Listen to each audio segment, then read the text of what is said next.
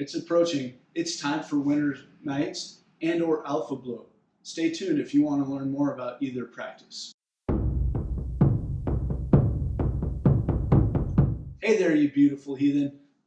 Welcome to Iowa's Initiations. I'm your host, Matt Sargent. If you want to honor the land, connect with your ancestors, witness the gods, all while saving Midgard, you're in the right place. If this is your first time, consider subscribing. If you've watched this channel before, you might notice that I'm in a different setting. As I mentioned, Winter's Nights is coming. This morning, Scotty is breathing down my neck. The wind is outside is atrocious. So I've known I'm gonna need to move inside and kind of have a studio. I wasn't quite ready for it. Let me know what you think. What should I add? What should I take away? How's the lighting? Drop a note down below. But on to Winter's Nights and or Alfablot. We're towards the end of October. Both of these traditions were practiced at the end of the summer at the transition into winter. They are two different practices that modern heathens have kind of rolled into one. If you practice one, let me know which one you practice. If you think they're worthy of two separate bloats, let me know. Drop a note.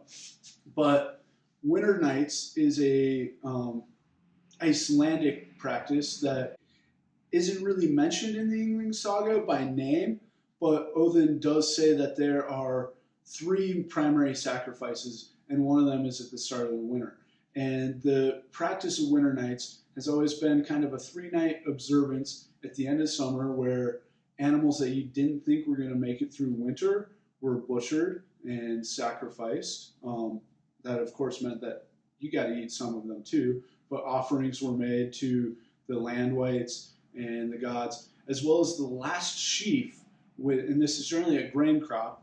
You bundle up all your grains, bundle them up, that's a sheaf. The last sheaf was left in the field to feed Odin in the wild hunt, his host, as they started riding in the winter, in the wild hunt, not the winter hunt, in the wild hunt, as they started riding, which started after Winter Nights. And so part of the ceremony was asking your ancestors for protection during that time, because the wild hunt was not something you wanted to get caught up in, but you wanted to appease Odin and his horde by offering that last sheath. And that makes a great argument for why, as a heathen, you should be growing as much of your own food as possible. If you want to learn more about growing your own food, fiber, fuel, and medicine, check out Cultivating the 9 Noble Virtues. It should be up in the corner.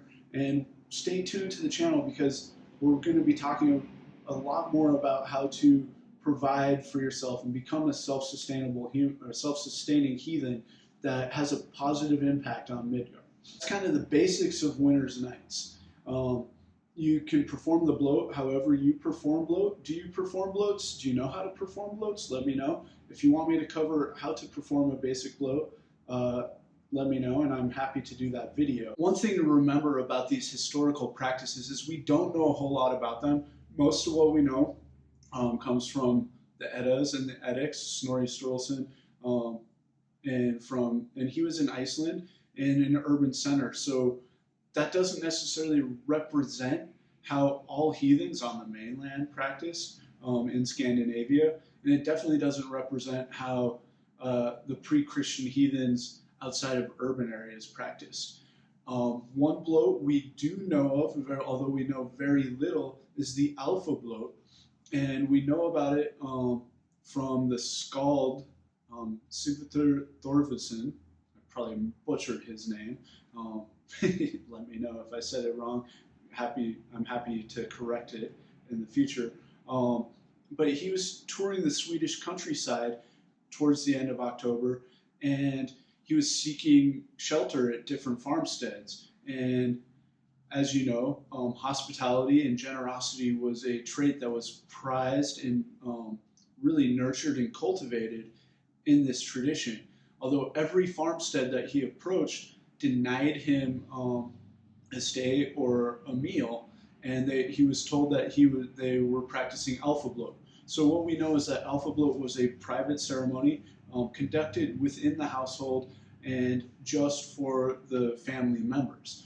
We also know that it is a bloat for the elves, or the spirits of the land, and it's definitely linked, especially in modern traditions, with honoring your male ancestors. Again, like winter nights, it's asking for protection and guidance through the winter months.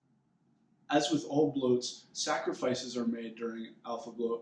And what we do know is that the sacrifices that were offered to the elves and the ancestors were beer and meat, two of my favorite things. So, tilt that horn. I don't have my horn with me. It's 8 in the morning. But tilt that horn. Offer some beer to your ancestors. Put it in the bloat bowl. Cook up a nice steak for them. Bring it out to the elves, and hopefully they'll help protect you during winter. One thing that both rituals have in common is they're highly linked with the Lord Frey, and that is partly due to, well, one of the names of Winter Nights is the Frey blessing, but Frey lives in Alfheim. He's considered the Lord of the Elves, and being a male fertility god, there's a high likelihood that he has something to do with your ancestry. So if you're honoring your male ancestors, you're honoring him. So part of both of them is honoring Frey, thanking him for the abundance that you received during the summer, and asking him to impregnate the soil over winter so you can have a bountiful crop the next year.